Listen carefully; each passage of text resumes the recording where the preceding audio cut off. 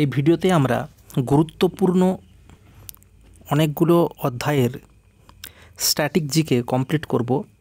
তাদের মধ্যে প্রথমে যে বিষয়টা নিয়ে আমরা আলোচনা করব সেটা হচ্ছে কি না বিভিন্ন ব্যক্তির উপাধি। তারপর যে বিষয়টা নিয়ে আমরা আলোচনা করব সেটা হচ্ছে ইতিহাসের গুরুত্বপূর্ণ সমাজ সংস্কারক যে সমস্ত আইনগুলো ব্রিটিশ শাসনকালে আনা হয়েছিল সেই সব বিষয়ে। তারপর আমরা যেটা নিয়ে আলোচনা করব সেটা হচ্ছে ইতিহাসের যে সমস্ত বিদেশি ভ্রমণকারীরা ভারতের বিভিন্ন রাজা বা সম্রাটের সময়ে এসেছেন সেই সম্পর্কে। আর তারপর হচ্ছে আমরা সমাধিস্থল নিয়ে আলোচনা করব। আর তারপর হচ্ছে আমরা মকবরা, বিখ্যাত ব্যক্তির মকবরা নিয়ে আলোচনা করব। তারপর হচ্ছে গুরুত্বপূর্ণ যে বিপ্লব বলতে এক্ষেত্রে ভারতের যে সমস্ত শ্বেত বিপ্লব, হরিত বিপ্লব ইত্যাদি বিপ্লব হয়েছে ইন্ডাস্ট্রিয়ালাইজেশনের সময়, সেই সমস্ত বিপ্লবগুলো নিয়ে আমরা আলোচনা করব। তারপর হলো আমাদের বিপ্লবের যে জনক, ঠিক আছে, সেই জনকগুলো থাকবে, ওই সমস্ত বিপ্লবের যে জনক সেই সমস্ত জনকগুলো থাকবে। তারপর হচ্ছে আমাদের বিভিন্ন প্রধান দেশ ও তাদের রাজধানী ও তাদের মুদ্রা নিয়ে আমরা আলোচনা করব। আর তারপর আমরা আলোচনা করব হচ্ছে বিভিন্ন দেশের পশু ও পাখি, গুরুত্বপূর্ণ পশু পাখি মানে জাতীয় পশু বা পাখি, এটা নিয়ে আলোচনা করব। তো টোটাল এই ভিডিও হচ্ছে এতগুলো বিষয় নিয়ে আমরা আলোচনা করব। তাহলে প্রথম যে বিষয়টা নিয়ে আমরা আলোচনা করব সেটা একটু আগেই বলে দিয়েছি যে বিভিন্ন ব্যক্তির, প্রধান ব্যক্তিদের উপাধি এবং সেই উপাধি কে দিয়েছিল। তাহলে হচ্ছে মহাত্মা এই উপাধিটি কাকে দেওয়া হয়েছিল? না গান্ধীজিকে দেওয়া হয়েছিল। মহাত্মা এই উপাধিটি কাকে দেওয়া হয়েছিল? গান্ধীজিকে দেওয়া হয়েছিল। কে দিয়েছিলেন? না রবীন্দ্রনাথ ঠাকুর দিয়েছিল। কে দিয়েছিল? না রবীন্দ্রনাথ ঠাকুর দিয়েছিল। মহাত্মা গান্ধী, এই মহাত্মাটা হচ্ছে উপাধি, কাকে দেওয়া হয়েছিল? গান্ধীজিকে দেওয়া হয়েছিল। কে দিয়েছিলেন? রবীন্দ্রনাথ ঠাকুর দিয়েছিলেন। রাষ্ট্রপিতা এই উপাধিটি মহাত্মা গান্ধীজিকে দেওয়া হয়েছিল। মহাত্মা গান্ধীকে দেওয়া হয়েছিল। কে দিয়েছিলেন? না সুভাষচন্দ্র বসু দিয়েছিলেন। রাষ্ট্রপিতা উপাধিটি মহাত্মা গান্ধীকে সুভাষচন্দ্র বসু দিয়েছিলেন। রাষ্ট্রপিতা উপাধিটি মহাত্মা গান্ধীকে কে দিয়েছিলেন? না সুভাষচন্দ্র বসু দিয়েছিলেন। ওয়ান ম্যান বাউন্ডারি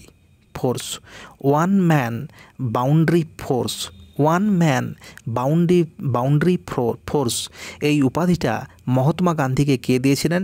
না মাউন্ট ব্যাটেন দিয়েছিলেন। ওয়ান ম্যান বাউন্ডারি ফোর্স এই উপাধিটা মহাত্মা গান্ধীকে কে দিয়েছিলেন? না মাউন্ট ব্যাটেন দিয়েছিলেন। তাহলে মহাত্মা গান্ধীর কটা উপাধি আমরা জানতে পারলাম? না মহাত্মা গান্ধীর সম্পর্কে তিনটা উপাধি আমরা দেখতে পাইলাম। সেটা কি? প্রথমে হচ্ছে মহাত্মা উপাধিটি দিয়েছিলেন রবীন্দ্রনাথ ঠাকুর, আর রাষ্ট্রপিতা উপাধিটা মহাত্মা গান্ধীকে দিয়েছিলেন Netaji Subhas Chandra Bose. One man boundary force এই উপাধিটা মহাত্মা গান্ধীকে দিয়েছিলেন মাউন্ট ব্যাটেন। সর্দার বল্লভভাই প্যাটেলকে এই সর্দার উপাধিটা কে দিয়েছিলেন? সর্দার বল্লভভাই প্যাটেলকে এই সর্দার উপাধিটা কে দিয়েছিলেন? না বরদৌলি এলাকার যে মহিলা, সেই মহিলারা সর্দার বল্লভভাই প্যাটেলকে সর্দার উপাধিটা প্রদান করেছিলেন। কোন সময় করেছিলেন? না বরদৌলি সত্যাগ্রহ আন্দোলন যখন সর্দার বল্লভভাই প্যাটেল করেছিলেন সেই সময় তাকে সর্দার উপাধিটা প্রদান করেছিলেন বরদৌলি এলাকার মহিলারা। ঠিক আছে। দেশরত্ন বা অজাতশত্রু এই উপাধিটা ডক্টর রাজেন্দ্র প্রসাদকে কে দিয়েছিলেন? না মহাত্মা গান্ধী দিয়েছিলেন। দেশরত্ন বা অজাতশত্রু এই উপাধিটা ডক্টর রাজেন্দ্র প্রসাদকে কে দিয়েছিলেন? না মহাত্মা গান্ধী দিয়েছিলেন। দেশরত্ন বা অজাতশত্রু এই উপাধিটা ডক্টর রাজেন্দ্র প্রসাদকে কে দিয়েছিলেন? না মহাত্মা গান্ধী দিয়েছিলেন। দেশরত্ন বা অজাতশত্রু এই উপাধিটা ডক্টর রাজেন্দ্র প্রসাদকে কে দিয়েছিলেন? না মহাত্মা গান্ধী দিয়েছিলেন। রবীন্দ্রনাথ ঠাকুরকে গুরুদেব উপাধিটা কে দিয়েছিলেন? না মহাত্মা গান্ধী দিয়েছিলেন। রবীন্দ্রনাথ ঠাকুরকে গুরুদেব উপাধিটা কে দিয়েছিলেন? না রবীন্দ্রনাথ ঠাকুরকে গুরুদেব উপাধিটা দিয়েছিলেন মহাত্মা গান্ধী। রবীন্দ্রনাথ ঠাকুরকে গুরুদেব উপাধিটা কে দিয়েছিলেন? না মহাত্মা গান্ধী দিয়েছিলেন। নেতাজি সুভাষচন্দ্র বসুকে দেশনায়ক উপাধি কে দিয়েছিলেন? না রবীন্দ্রনাথ ঠাকুর দিয়েছিলেন। নেতাজি সুভাষচন্দ্র বসুকে দেশনায়ক উপাধিটা কে দিয়েছিলেন? না রবীন্দ্রনাথ ঠাকুর দিয়েছিলেন। নেতাজি সুভাষচন্দ্র বসুকে দেশভক্তদের দেশভক্ত উপাধিটা কে দিয়েছিলেন? না মহাত্মা গান্ধী দিয়েছিলেন। নেতাজি সুভাষচন্দ্র বসুকে দেশভক্তদের দেশভক্ত উপাধিটা কে দিয়েছিলেন? না মহাত্মা গান্ধী দিয়েছিলেন। স্বামী বিবেকানন্দ এই নামটি কে দিয়েছিলেন? না মহারাজ খেতড়ি দিয়েছিলেন। বিবেকানন্দ এই উপাধিটা কে দিয়েছিলেন? না মহারাজ খেতড়ি দিয়েছিলেন। রাজা রামমোহন রায়কে রাজা উপাধিটা কে দিয়েছিলেন? না দ্বিতীয় আকবর দিয়েছিলেন। রাজা রামমোহন রায়কে রাজা উপাধিটা কে দিয়েছিলেন? না দ্বিতীয় আকবর দিয়েছিলেন। রাজা রামমোহন রায়কে রাজা উপাধিটা কে দিয়েছিলেন? না দ্বিতীয় আকবর দিয়েছিলেন। Dinabandhu Mitra Charles Fraser Andrew Charles Fraser Andrews Charles Fraser, তাহলে কি চার্লস ফ্রেজার অ্যান্ড্রুজ এই ব্যক্তিকে দীনবন্ধু কে উপাধি দিয়েছিলেন? না মহাত্মা গান্ধী উপাধি দিয়েছিলেন। চার্লস ফ্রেজার অ্যান্ড্রুজ এই ব্যক্তিকে দীনবন্ধু উপাধি কে দিয়েছিলেন? না মহাত্মা গান্ধী এই ব্যক্তিকে দীনবন্ধু উপাধি দিয়েছিলেন। চার্লস ফ্রেজার অ্যান্ড্রুজ এই ব্যক্তিকে দীনবন্ধু উপাধি কে দিয়েছিলেন? না মহাত্মা গান্ধী দিয়েছিলেন। সরোজিনী নাইডুকে নাইটিঙ্গেল অফ ইন্ডিয়া এই উপাধি কে দিয়েছিলেন? না মহাত্মা গান্ধী দিয়েছিলেন। সরোজিনী নাইডুকে নাইটিঙ্গেল অফ ইন্ডিয়া এই উপাধি কে দিয়েছিলেন? না মহাত্মা গান্ধী দিয়েছিলেন। সরোজিনী নাইডুকে নাইটিঙ্গেল অফ ইন্ডিয়া এই উপাধি কে দিয়েছিলেন? না মহাত্মা গান্ধী দিয়েছিলেন। সরোজিনী নাইডুকে নাইটিঙ্গেল অফ ইন্ডিয়া এই উপাধি কে দিয়েছিলেন? না মহাত্মা গান্ধী দিয়েছিলেন। বালগঙ্গাধর তিলককে ভারতের অশান্তির জনক কে উপাধি দিয়েছিলেন? না ভ্যালেন্টাইন চিরল। তাহলে বালগঙ্গাধর তিলককে ভারতের অশান্তির জনক কে উপাধি আখ্যা করেছিলেন? না ভ্যালেন্টাইন চিরল। সরোজিনী নাইডুকে মহাত্মা গান্ধী দিয়েছিল। চার্লস ফ্রেজারকে কে উপাধি দিয়েছিল? দীনবন্ধু মহাত্মা গান্ধী দিয়েছিল। রাজা রামমোহন রায়কে রাজা উপাধি কে দিয়েছিল? দ্বিতীয় আকবর দিয়েছিল। স্বামী বিবেকানন্দকে বিবেকানন্দ এই উপাধিটা কে দিয়েছিলেন? না মহারাজ খেচড়ি দিয়েছিলেন। সুভাষচন্দ্র বোসকে দেশভক্তদের দেশভক্ত উপাধি কে দিয়েছিলেন? না মহাত্মা গান্ধী দিয়েছিলেন। সুভাষচন্দ্র বসুকে দেশনায়ক উপাধি কে দিয়েছিলেন? রবীন্দ্রনাথ ঠাকুর দিয়েছিলেন। রবীন্দ্রনাথ ঠাকুরকে গুরুদেব এই উপাধিটা কে দিয়েছিলেন? না মহাত্মা গান্ধী দিয়েছিলেন। রাজেন্দ্র প্রসাদকে দেশরত্ন বা অজাতশত্রু এই উপাধি কে দিয়েছিলেন? মহাত্মা গান্ধী দিয়েছিলেন। বল্লভভাই প্যাটেলকে সর্দার উপাধি কে দিয়েছিল? না বরদৌলি সত্যাগ্রহের সময় বরদৌলি এলাকার মহিলারা দিয়েছিল। মহাত্মা গান্ধীকে ওয়ান ম্যান বাউন্ডারি ফোর্স এই উপাধিটা কে দিয়েছিল? না মাউন্টব্যাটেন দিয়েছিল। মহাত্মা গান্ধীকে রাষ্ট্রপিতা উপাধি কে দিয়েছিল? না সুভাষচন্দ্র বসু দিয়েছিল। মহাত্মা গান্ধীকে মহাত্মা উপাধি কে দিয়েছিল? না রবীন্দ্রনাথ ঠাকুর দিয়েছিল। তাহলে এখানে কি হলো? আমাদের বিখ্যাত উপাধি এবং প্রদানকারী ব্যক্তি এবং প্রাপ্তকারী ব্যক্তিদের আবার লিস্টটা পড়ে নিলাম। তারপর আমরা যে বিষয়টা নিয়ে পড়বো সেটা হলো না যে ব্রিটিশ আমলে ইতিহাসের যে সমস্ত গুরুত্বপূর্ণ আইনগুলো সোশ্যাল আইনগুলো এসেছে যার ফলে না সমাজের কুপ্রথাগুলো নিষিদ্ধ হয়েছে সেই সম্পর্কে আমরা জানবো। শিশু হত্যা নিষেধ আইন কোন গভর্নর জেনারেলের সময় এসেছিল? না বেলেজলি। শিশু হত্যা নিষেধ এই যে আইনটা সেটা কোন গভর্নরের সময়ে এসেছিল? না বেলেজেলি গভর্নরের সময়ে এসেছিল। বেলেজেলি। এবার এটাকে মনে রাখবো কী করে? না শিশু কী করছে? না হাতে বেল ধরে রাখছে। শিশু কী করছে? হাতে বেল ধরে রাখছে। শিশু কী করছে? হাতে এরকম একটা গোল বেল ধরে রাখছে। তাহলে বেলেজেলি হয়ে গেল। শিশু হত্যা নিষেধ এই আইনটি কার সময় এসেছিল? না বেলেজেলির আমলে এসেছিল। শিশু হত্যা আইন নিষেধ এই আইনটি কার সময় এসেছিল? না বেলেজেলির সময় এসেছিল। শিশু হত্যা আর নিষেধ এই আইনটি কার সময় এসেছিল? বেলেজেলি সময় এসেছিল। সতীদাহ প্রথা নিষেধ এই আইনটি কার সময় এসেছিল? William Bentinck. সতীদাহ প্রথা আমরা সবাই জানি 1829। সতীদাহর প্রথার পর কি হবে? বিধবা বিবাহ। সর্বদা সতীদাহ প্রথার সঙ্গে আমরা কি করব? বিধবা বিবাহকে কানেক্ট করব। সতীদাহ প্রথা কত? 1829 সালে। আর বিধবা বিবাহ কত? 1856 সালে। সতীদাহ প্রথা আর বিধবা বিবাহকে আমরা সবসময় একসাথে মনে রাখবো। সতীদাহ প্রথা 1829, বিধবা বিবাহ 1856। সতীদাহ প্রথা নিষিদ্ধ করেছিল কে? রাজা রামমোহন রায় লর্ড উইলিয়াম বেন্টিংয়ের সহযোগিতায়। আর হিন্দু বিধবা বিবাহ বা হিন্দু পুনর্বিবাহ কে নিষিদ্ধ করেছিল? বিদ্যাসাগর। কার আমলে? না লর্ড ক্যানিংয়ের আমলে। কার আমলে? না লর্ড ক্যানিংয়ের আমলে। না লর্ড ক্যানিংয়ের আমলে।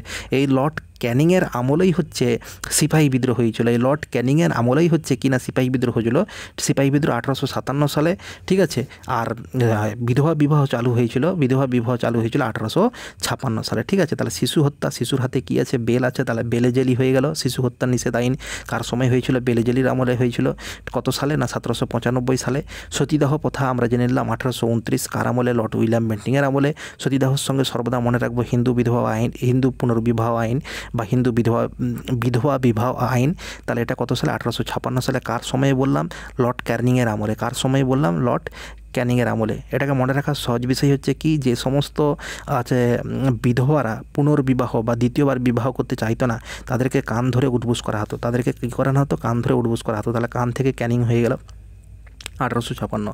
দাস প্রথা নিষেধ। দাস প্রথা নিষেধ। দাস প্রথা নিষেধ কে করেছিলেন? না অ্যালেন ব্রো। অ্যালেন ব্রো, ঠিক আছে। দাস প্রথা নিষেধ, ঠিক আছে। দাস প্রথা নিষেধ তাহলে কি না বিদেশ থাকতে কে এলেন? না ব্রো এলেন। ব্রো মানে ব্রাদার এলেন। বিদেশ থাকতে কে এলেন? না ব্রাদার এলেন।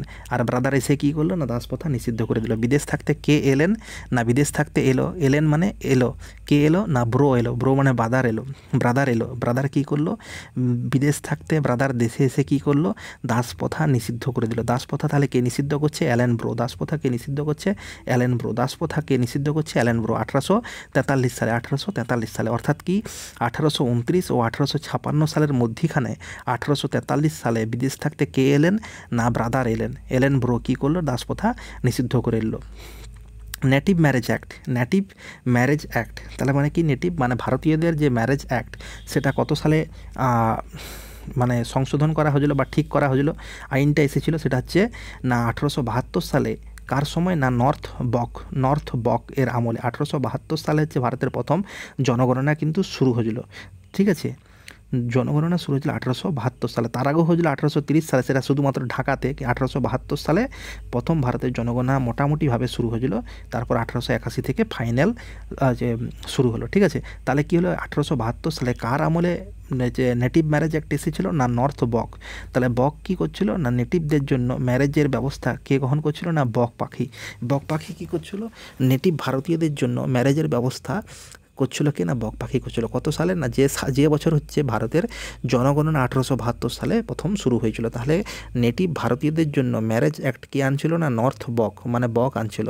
কত সালে? না যে বছর হচ্ছে আমাদের জনসংখ্যা 1872 সালে শুরু হয়েছিল। তারপর হচ্ছে এজ অফ কনসেন্ট অ্যাক্ট হচ্ছে ম্যারেজের সঙ্গে যুক্ত। অর্থাৎ কি একজন ছেলে বা একজন মেয়ে কত সালে বিয়ে করতে পারবে এবং সে বলবে যে না হ্যাঁ ঠিক আমার যোগ্য এই বয়সটা আছে, আমি এটা কনসেন্ট দিতে পারবো, মানে তার মতামতটা কীভাবে বৈধ হবে। যেমন এই মুহূর্তে হচ্ছে 18 বছর আর 21 বছর, সেই সময়ের জন্য একটা এজ অফ কনসেন্ট অ্যাক্ট আনা হয়েছিল। কত সালে? না 1891 সালে। কে এনেছিলেন? না ল্যান্সডাউন। কে এনেছিলেন? না ল্যান্সডাউন, ঠিক আছে। তাহলে কি এজ অফ কনসেন্ট অ্যাক্ট, ছেলেরা লাঞ্চ করতে পারবে কি করতে পারবে না, ছেলে বা মেয়েগুলা লাঞ্চ করতে পারবে কি করতে পারবে না, সেই বিষয়ে যাতে কনসেন্ট প্রদান করতে পারবে বা মতামত প্রদান করতে পারে বা সহমত প্রদান করতে পারে, সেই জন্য হচ্ছে কি না ল্যান্সডাউন বলে একজন ব্যক্তি এজ অফ কনসেন্ট অ্যাক্ট আনছিল। কি বললাম? না ছেলে বা মেয়েরা লাঞ্চ করতে পারবে কি পারবে না সেই বিষয়ের উপর যাতে কনসেন্ট তারা দিতে পারে, সেই জন্য লাঞ্চ থেকে হয়ে গেল লান্সডাউন কী করেছিল? এজ অফ কনসেন্ট অ্যাক্ট এনেছিল। কত সালে? 1891 সালে। কত সালে? 1891 সালে। আর সারদা অ্যাক্ট এনেছিল হচ্ছে এরভিন 1929। এই সারদা অ্যাক্টটা কিন্তু প্রিভিয়াস ইয়ারে কোথাও একটা প্রশ্ন এসেছে, সারদা অ্যাক্টটা কিসের সঙ্গে যুক্ত বা কোনো কিছু এই বিষয়ে একটা প্রশ্ন এসেছে, ঠিক আছে। তাহলে সারদা অ্যাক্টটা কিসের সঙ্গে যুক্ত বা কোনো কিছু এই বিষয়ে কি না প্রিভিয়াস ইয়ারে কিন্তু প্রশ্ন আসছে। কি আসছে? না প্রিভিয়াস ইয়ারে প্রশ্ন এসেছে কি না সারদা অ্যাক্টটা হচ্ছে কী বিষয়ের সঙ্গে যুক্ত, সেই বিষয়ে হচ্ছে প্রিভিয়াস ইয়ারের কি একটা প্রশ্ন এসেছে। সারদা অ্যাক্ট কার আমলে এসেছিল? এরভিনের আমলে এসেছিল। সারদা অ্যাক্ট কার আমলে এসেছিল? না এরভিনের আমলে এসেছিল। কত সালে? না 1929 সালে এসেছিল। তাহলে কি এবার আমরা কুইক একটা রিভিশন দেবো। সেই রিভিশনটা কি না শিশু হত্যা নিষেধ আইন কার আমলে হয়েছিল? শিশুর হাতে বেল আছে, বেল জেলি হয়ে গেল। সতীদাহ প্রথা লর্ড উইলিয়াম বেন্টিং, রাজা রামমোহন রায় যুক্ত ছিল। সতীদাহ প্রথার সঙ্গে সবসময় আমরা হিন্দু বিধবা পুনর্বিবাহ আইন বা হিন্দু বিধবা বিবাহ আইনটাকে আমরা সবসময় যুক্ত করব। হিন্দু বিধবা বিবাহ আইনের সঙ্গে যুক্ত কে ছিল? না ঈশ্বরচন্দ্র বিদ্যাসাগর যুক্ত ছিল। কত সালে? 1856 সালে। এই সময় কে আমাদের গভর্নর জেনারেল ছিলেন? লর্ড ক্যানিং ছিল। তারপরে কি হলো? দাস প্রথা নিষেধ। দাস প্রথা কে নিষেধ করলো? না বিদেশ থাকতে এলেন কে? না ব্রো ব্রাদার এলো আর দাস প্রথা নিষেধ করলো। এলেন থেকে কি হয়ে গেল? Allen bro. তাহলে কি হলো? যখন গভর্নর জেনারেল ছিলেন তখন দাস প্রথা নিষেধ হয়েছে। কত সালে? না 1843 সালে। এবার নেটিভ ম্যারেজ অ্যাক্ট কে করেছিল? ব্যবস্থা করেছিল না বক পাখি। তাহলে বক থেকে কি হয়ে গেল? North block. কত সালে? না 1872 সালে, যখন ভারতীয় সেন্সাস শুরু হয়েছিল 1872 সালে, সেই সময়। এজ অফ কনসেন্ট অ্যাক্ট, আমি কি বললাম? কনসেন্ট, লাঞ্চ করবে কি করবে না ছেলে মেয়েরা সেই বিষয়ে কনসেন্ট প্রদান করতে পারবে। তাহলে সেখানে লাঞ্চ থেকে হয়ে গেল লান্স ডাউন। লান্স ডাউন যখন আমাদের কে ছিল? গভর্নর জেনারেল ছিল, তখন এজ অফ কনসেন্ট অ্যাক্ট এসেছিল 1891 সালে। সারদা অ্যাক্ট, প্রিভিয়াস ইয়ারের কোশ্চেন এটা পড়েছিল যে কিসের সাথে যুক্ত। এটা এই সময় গভর্নর জেনারেল কে ছিল? এরভিন ছিল। 1929 সালে এই সারদা অ্যাক্ট এসেছিল। ঠিক আছে, তাহলে এটা আমাদের হয়ে গেল। আচ্ছা, এই যে এখানে দেওয়া হয়েছে, আচ্ছা একটু তথ্যগুলো এখানে দিয়ে দিই। এখানে দেওয়া হয়েছে যেটা আমরা একটু আগেই আলোচনা করলাম। ঠিক আছে, সেই সময় ওই যে এখানটায় যে আমরা পড়লাম যে age of consent act, age of consent act সেই সময় কত ছিল? মেয়েদের বিবাহের বয়স কত ছিল? 12 বছর নির্ধারণ করা হয়েছিল। তখন মেয়েদের বিবাহের বয়স কত বছর নির্ধারণ করা হয়েছিল? 12 বছর নির্ধারণ করা হয়েছিল। তখন মেয়েদের বিবাহের বয়স কত বছর নির্ধারণ করা হয়েছিল? না, মেয়েদের সেই সময় বিবাহের বয়স 12 বছর নির্ধারণ করা হয়েছিল। এইটাকে আমরা কি বলছি?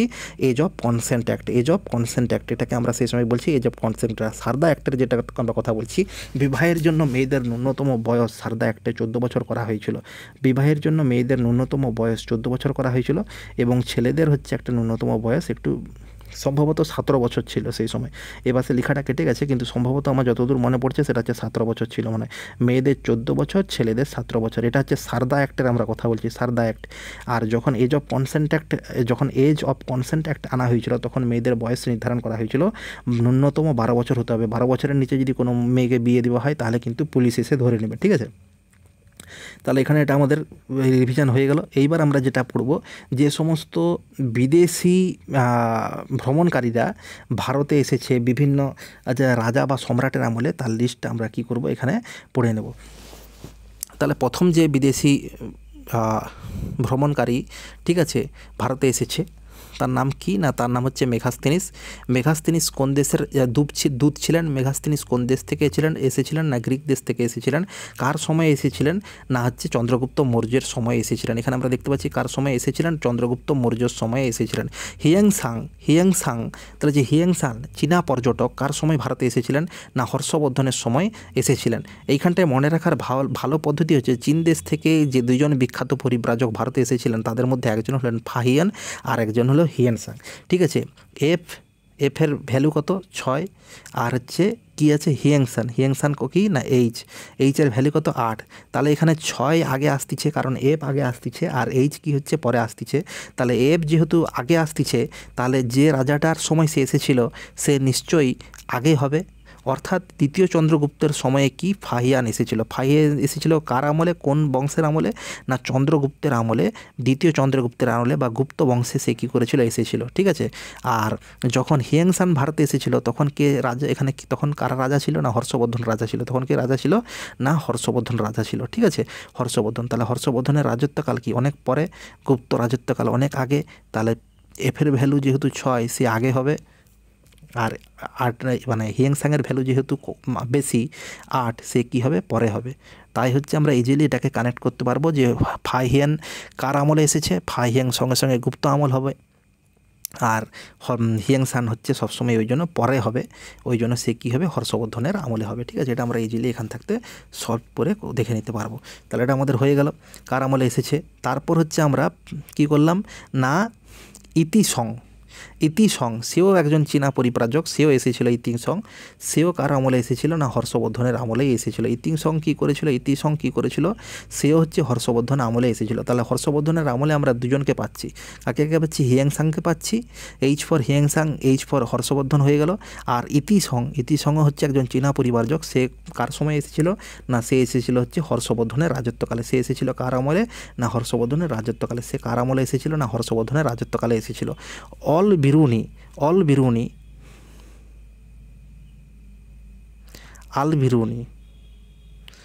বিরুনি হচ্ছে একটা লেখা গ্রন্থের নাম। ঠিক আছে, এখানে কিন্তু আলবিরুনি এখানে দেওয়া হয়েছে, এটা হচ্ছে ঠিক নয়। আলবিরুনি একটা গ্রন্থের নাম। আমার মনে হচ্ছে কিছু একটা ভুল হচ্ছে আমার। আলবিরুনির লেখা গ্রন্থের নাম কি? কিতাবুল রাহালা। যাই হোক, আমার মনে নেই, এটা চেক করতে হবে। ইবন বতুতা হচ্ছে কিনা একজন মরক্কোর পরিব্রাজক, একজন মরক্কো দেশের পরিব্রাজক। ইবন বতুতা কার সময় এসেছিল? না মোহাম্মদ বিন তুগলকের সময় এসেছিল। ইবন বতুতা হচ্ছে মরক্কোর একজন পরিব্রাজক, সে কার আমলে এসেছিল? না মোহাম্মদ বিন তুগলকের আমলে এসেছিল। ইবন বতুতা একজন মরক্কোর পরিব্রাজক, সে কার আমলে ভারতে এসেছিল? না মোহাম্মদ বিন তুগলক যখন শাসন করতেন সেই সময় হচ্ছে সে ভারতে এসেছিল। ইবন বতুতা একজন কি না মরক্কোর পরিব্রাজক, সে কার আমলে ভারতে এসেছিল? না যখন মোহাম্মদ বিন তুগলক যখন শাসন করতেন সেই সময় এসেছিল। মার্কো পোলো, ইতালির ছেলে মার্কো পোলো, ঠিক আছে, ইতালির ছেলে মার্কো পোলো সে কী করছিল? ইতালির ছেলে মার্কো পোলো যে দক্ষিণের যে পাণ্ড্য ও কাকাতিয়া সাম্রাজ্যে ভারতে এসেছিল। ইতালির ছেলে মার্কো পোলো সে কী করেছিল? দক্ষিণের যে পাণ্ড্য এবং কাকতীয় যে সাম্রাজ্য যখন সেখানে শাসন করতো তখন হচ্ছে সে ভারতে এসেছিল। তাহলে কি না ইতালির ছেলে মার্কো পোলো সে ভারতে কখন এসেছিল? না যখন হচ্ছে দক্ষিণে মানে দক্ষিণ ভারতে যখন কি পাণ্ড্য বংশ আর কাকাতীয় বংশ হতো, যে কাকাতিয়া বংশ কি শাসন করতো সেই সময় হচ্ছে সে ভারতে এসেছিল। কতর দিকে? না 1289-এর দিকে, ঠিক আছে, 1289-এর দিকে সে হচ্ছে ভারতে এসেছিল। তারপর হচ্ছে যে আছে সেটা হচ্ছে আব্দুর রাজ্জাক একজন ফার্সি যে পরিব্রাজক, ফার্সি পরিব্রাজক। সে কবে ভারতে এসেছিল? না দেবরায় দ্বিতীয় শাসনকালে সে ভারতে এসেছিল। দেবরায় দ্বিতীয়ের শাসনকালে হচ্ছে আব্দুল রাজ্জাক ফার্সি ভারতে এসেছিল। এগুলো হচ্ছে আনইম্পর্টেন্ট, ঠিক আছে। এখানের মধ্যে ইম্পর্টেন্ট কী আছে আমি শেষে বলে দেবো। তারপর হচ্ছে ডোমিনগো পেস পর্তুগিজ, পর্তুগিজের বাসিন্দা, সে কার সময় ভারতে এসেছিল? না কৃষ্ণদেব রায়ের সময় ভারতে এসেছিল। তার মানে কোথায় এসেছিল? না তার মানে হচ্ছে আমাদের দক্ষিণ ভারতের যে আমি রাজ্যটার নাম ভুলে যাচ্ছি, তুঙ্গভদ্রার তীরে যে রাজ্যটা গড়ে উঠেছিল সেই রাজ্যতে এসেছিল, ঠিক আছে। হাম্পিতে যে রাজ্য গড়ে উঠেছিল সেই রাজ্যতে তারা এসেছিল হচ্ছে ডোমিনগো পেস, একজন পর্তুগিজ নাবিক, সে ভারতে এসেছিল। স্যার থমাস রো ইংল্যান্ড থেকে ভারতে আসে। ইংল্যান্ড থেকে প্রথম ভারতে আসে কার শাসনকালে? জাহাঙ্গীরের শাসনকালে। থমাস রো ইংল্যান্ড থেকে ভারতে আসে কার শাসনকালে? না জাহাঙ্গীরের শাসনকালে। উইলিয়াম হকিন্স কার শাসনকালে ভারতে আসেন? না জাহাঙ্গীরের শাসনকালে ভারতে আসেন। পিটার মুন্ডি ইতালীয়, সে কার শাসনকালে ভারতে আসেন?